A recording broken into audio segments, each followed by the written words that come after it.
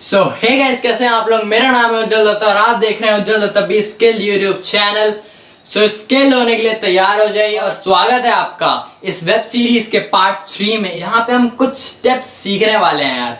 सो चलिए बिना time waste करे इस वीडियो को स्टार्ट करते हैं और जानते हैं उन स्टेप्स के बारे में और कुछ लेयर्स के बारे में जो वेबसाइट्स में होती हैं, उन कुछ लेयर्स के बारे में और जॉब अपॉर्चुनिटीज के बारे में कि वेब डेवलपमेंट सीखने से हमको कौन सी जॉब मिलती है और एक फुल स्टैक डेवलपर बनने से कौन सी जॉब हमको मिलती है। और थोड़ी बहुत स्टार्टअप के बारे में बात करेंगे और थोड़ी बहुत होस्टिंग के बारे में भी बात करेंगे और डोमेन के बारे में भी हम बात करेंगे इस वीडियो में। सो इस वीडियो को बिल्कुल मिस नहीं कीजिएगा, बहुत ही इंटरेस्टिंग वीडियो है। So let's start it.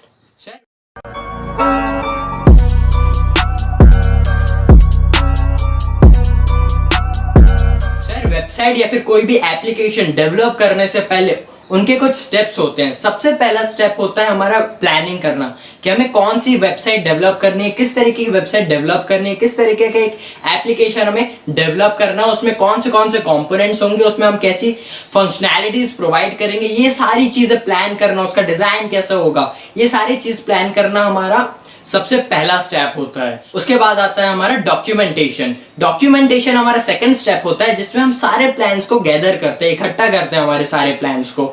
और सारे प्लान्स को इकट्ठा करने के बाद तीसरा स्टेप जो होता है वो है डिजाइनिंग का सेक्टर, कि यहाँ पे ये वाली डिजाइनिंग होगी, यहाँ पे ऐसा ग्राफिक डिजाइन होगा हमारा, यहाँ पे ऐसी ये वाली वेक्टर इमेज होगी। तो ये सारे पूरा जो डिजाइनिंग का होता है कि हमारा लुक्स ऐसा होगा वेबसाइट का, ये पूरा डिजाइनिंग का सेक्शन जो होता है हमारा तीसरा सेक्शन होता है। और उसके बाद आता है हमारा चौथा और सबसे मेन सेक्शन डेवलपमेंट का। तो यार डेवलपमेंट भी दो तरीके की होती है। सबसे पहला तो होता है हमारा फ्रंट एंड डेवलपमेंट, दूसरा होता है हमारा back and development.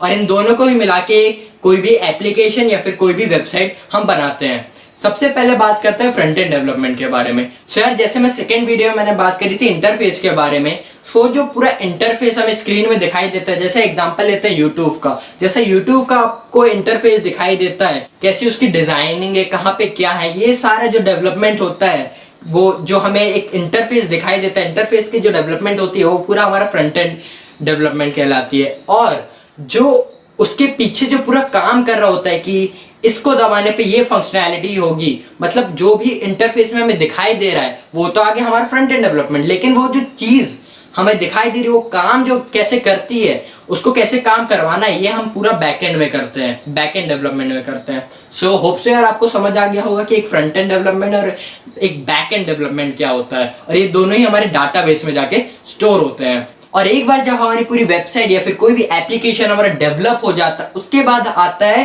Testing round. हम पूरी वेबसाइट को एक एक चीज, एक किसी भी एप्लीकेशन की, किसी भी वेबसाइट की एक एक चीज चेक करते हैं, उसकी टेस्टिंग करते हैं। तो ये हमारा होता है पांचवा स्टेप। और छठवां स्टेप होता है हमारा डिप्लॉयमेंट का, कि कहाँ पे हम हमारा जो पूरा डाटा रहेगा वो कहाँ पे स्टोर होगा, वो गूगल क्लाउड में होगा या फिर किसी और जगह स्टोर होगा। वो जो स्टोरिंग का होता है वो पूरा हमारा डिप्लॉयमेंट कहलाता है।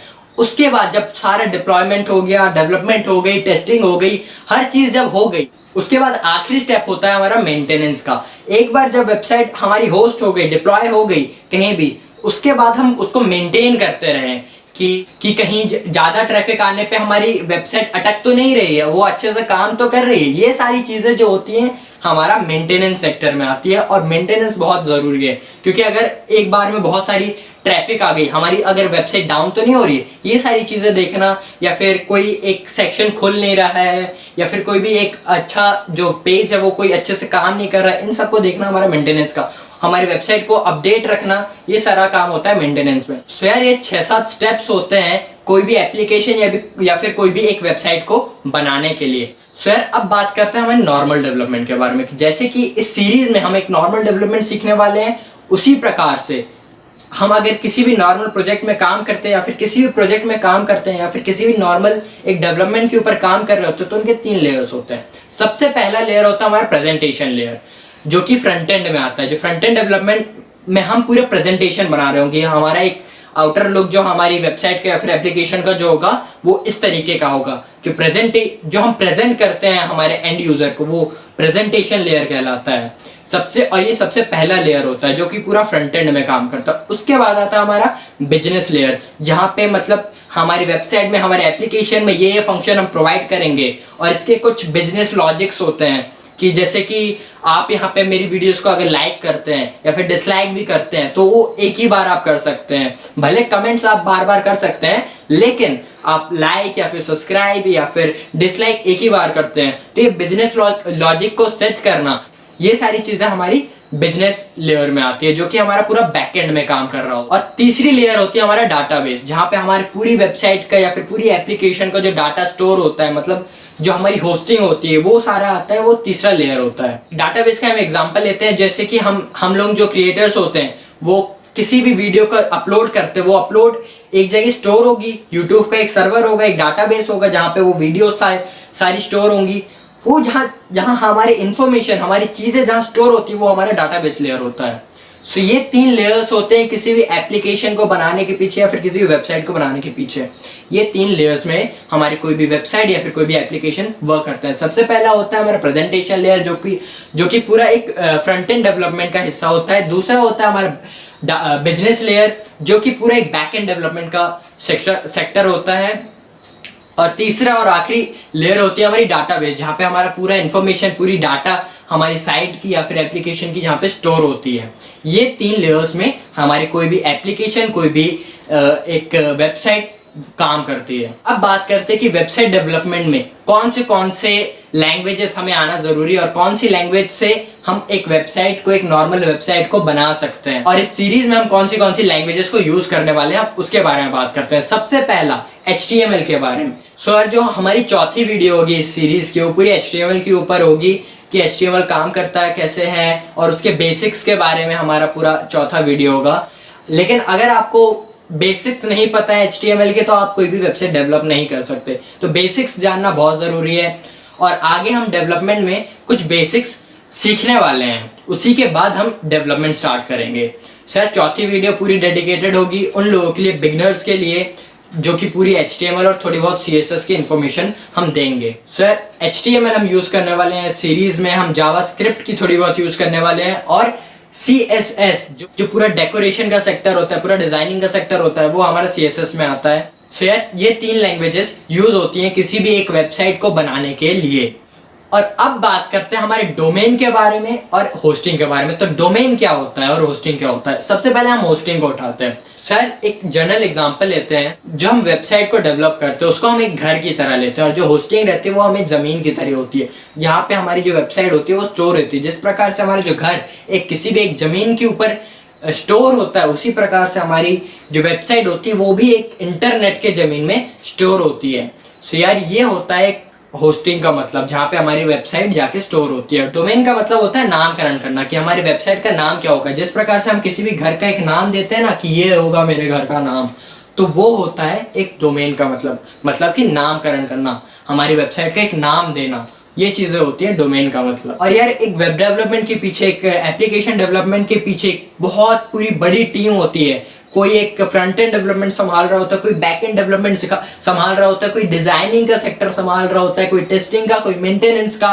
हर एक पेज को मेंटेन करने के अलग पूरी टीम होती है, एक पूरी डिजाइनिंग की टीम होती है, एक डेवलपमेंट की टीम होती है, और उनको एक मैनेज करने वाला होता है। जो मैनेज करने वाला होता है उसको एक हाई पोस्ट मिलती है, क्योंकि जो मैनेज करता है पूरी टीम को, हर सेक्शन को जो मैनेज करता है, उसको एक हाई पोस्ट इसलिए मिलती है क्योंकि उसको हर चीज आती है। उसको डिजाइनिंग का सेक्टर आता है, उसको डेवलपमेंट का सेक्टर आता है, उसको मेंटेनेंस का सेक्टर आता है, उसको हर तरीके की नॉलेज होती है, हर सेक्टर की नॉलेज होती है। इसलिए उसको एक टेक लीड बनाया जाता है, उसको एक इंजीनियरिंग मैनेजर बनाया जाता है, वाइस प्रेसिडेंट ऑफ इंजीनियर्स का पोस्ट उसको मिलता है। और जिनको ये सारे सेक्शंस आते हैं, ये सारी चीजें आती हैं, उन्हीं को हम एक फुल स्टैक डेवलपर बोलते हैं। लेकिन ये आपके ऊपर है, आपको अगर डिजाइनिंग में, डेवलपमेंट आपको अच्छी नहीं लगती तो आप डिजाइनिंग के सेक्टर में जा सकते हैं या फिर मेंटेनेंस के सेक्टर में जा सकते हैं। वो आपके ऊपर है कि आप किस में अच्छे हैं और आप किसको आगे बढ़ाना चाहते हैं। आपके स्किल्स के ऊपर होती है कि आप किस में अच्छे हैं। और यार फुल स्टैक जो डेवलपर होता है उसकी एक खासियत होती है